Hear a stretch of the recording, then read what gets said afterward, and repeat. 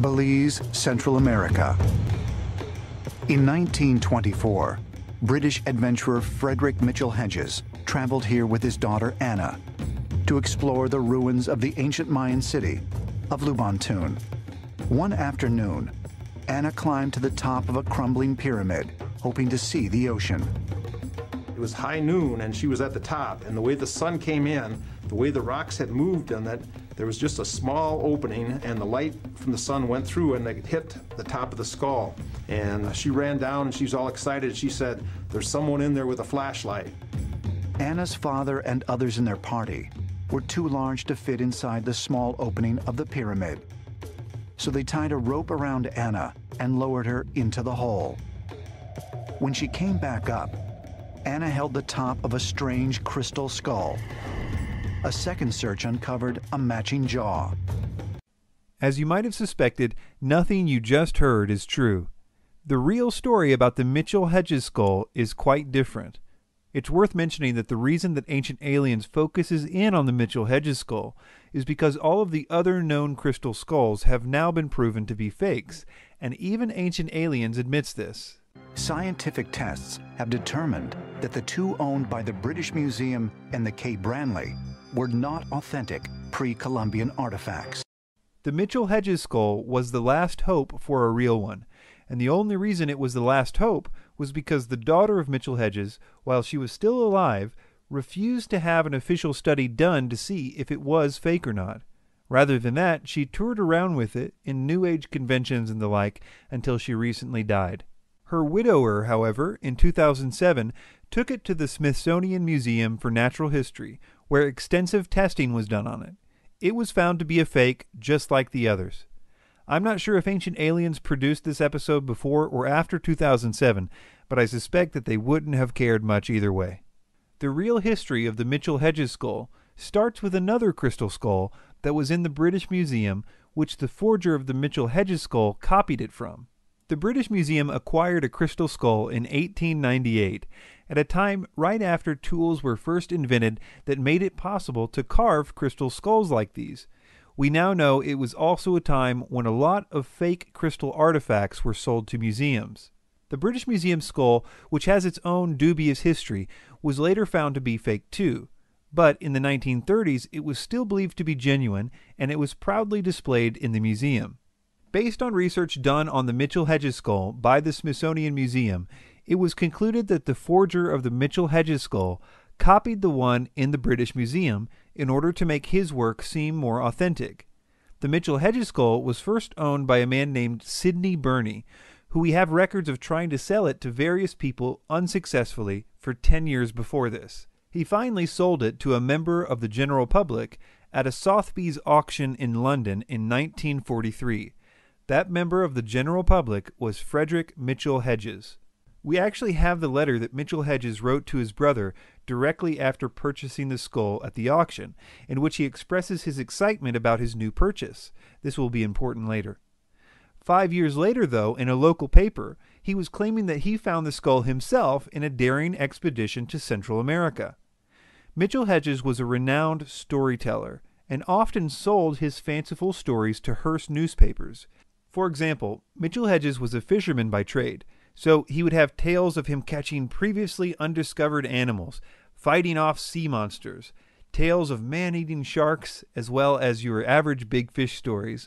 Later, though, with his book Danger is My Ally, he told tales of him discovering previously unknown lands and undiscovered people groups, as well as battling all kinds of jungle dangers. Later on, people would write editorials that had been to the areas that he said he went to and publicly debunked him. Mitchell Hedges was also shown to hoax an odd situation involving a supposed robbery and several shrunken heads. He even lost a very public libel suit concerning this. But all of this only scratches the surface of the deceit that surrounds the Mitchell Hedges skull. First of all, none of the stories about the discovery of the Mitchell Hedges skull match each other, and all of them contradict the letter that he sent to his brother in 1943, which clearly says he bought it at an auction. It says, "The collection grows and grows and grows. You possibly saw in the papers that I acquired that amazing crystal skull that was formerly in the Sidney Burney collection. It is fashioned from a single block of transparent rock crystal, exactly life-size. Scientists put the date at pre-1800 BC, and they estimate it took 5 generations, passing from father to son to complete. It is anthropologically perfect in every detail, a superb piece of craftsmanship. There is only one other in the world known like it, which is in the British Museum, and it is acknowledged to be not so fine as this. Many years later, when this letter surfaced, his adopted daughter Anna tried to explain the discrepancy between these stories this way on her website. Quote, "In 1943, Mitchell Hedges got embroiled in another controversy that still rages in some quarters to this day. In times before burglar alarms, it was not unusual to leave valuable items with friends if one was going away for long periods of time. Mitchell Hedges did this with a school friend, Sidney Burney, who had always shown an interest in the crystal skull. However, in 1943, Burney inexplicably put the crystal skull up for auction at Sotheby's in London. Mitchell Hedges learned of this the day before and was so furious that for a while he was unable to speak. Unable to contact Burney, he arose the next day at 5 a.m. and traveled to London to retrieve his property. Sotheby's informed him that the vendor was Sidney Burney's son. When they refused to withdraw it from the sale, Mitchell Hedges realized the easiest way of regaining his property was to purchase it back. This he did for £400. This doesn't make sense for a lot of reasons, let alone that according to her story, which we will get to in a minute, this would mean that he had the skull for 10 years and didn't mention it to anyone, until after he writes this letter to his brother a decade later, obviously implying that it was something that he just acquired for the first time. After Mitchell Hedges died, the skull was left to Anna Mitchell Hedges, his adopted daughter, and this is when things get really sketchy. Anna spent her entire life trying to sell the skull.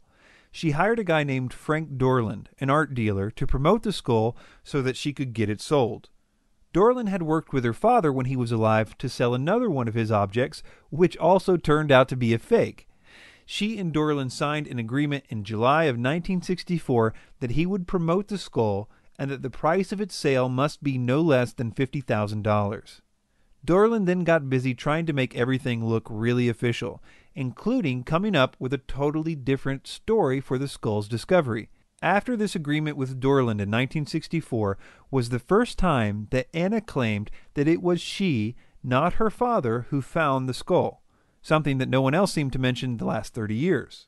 By doing this, it made Anna the sole person who could establish provenience for the skull, something that a buyer would want, especially a museum. And because everyone else involved was dead by this time, there was no one left to contradict this new story. All of the mystical claims about the skull were born out of the 2 books that the promoter, Frank Dorland, commissioned in order to promote the skull. Here is a letter from Dorland to Anna concerning the writer who he wanted to write one of the books. Quote, "I have convinced Dick Garvin, who does sell, it is worth the percentage to you and me and you to furnish the information. This makes it a better book and makes more money all the way around. The skull is not sold. It is put to use in this manner and for public appearances to boost sales and interest."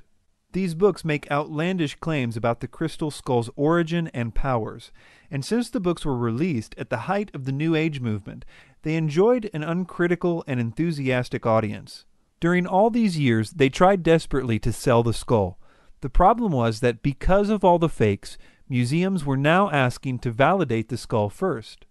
One letter from the British Museum to Anna shows that the negotiations were stopped when the curator caught wind of the actual history of the skull. None of this stops Ancient Aliens from promoting all kinds of contradictory stories about the skull. Yes, they're alien artifacts. Even some people think they're made on another planet. But they were created specifically to hold records from alien civilizations.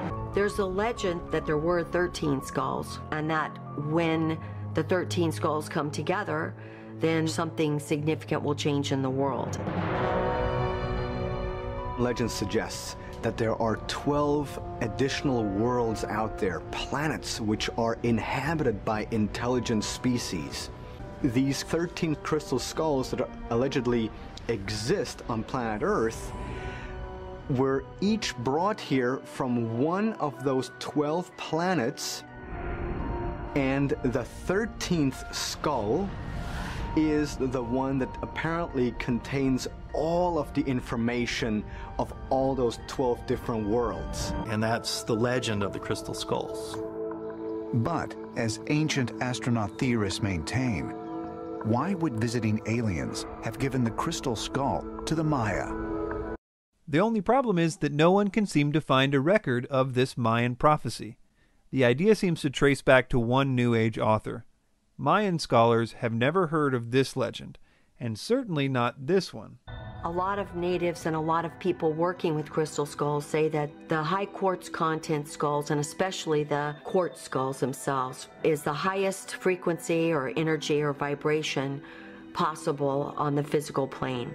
And so a lot of native people kind of worshipped or took care of these objects because they knew that they had or felt that they had the highest energy possible on the earth plane. This whole myth was birthed out of a marketing campaign for a forged artifact, a myth which found a home in the New Age. In conclusion, all of the proposed crystal skulls have now been conclusively proven to be hoaxes. The last holdout, the Mitchell Hedges skull, was only still a candidate because it was not allowed to be examined until recently. Its history is full of greed and lies, and its genuineness could only be accepted by the most dedicated devotee given the facts we now know.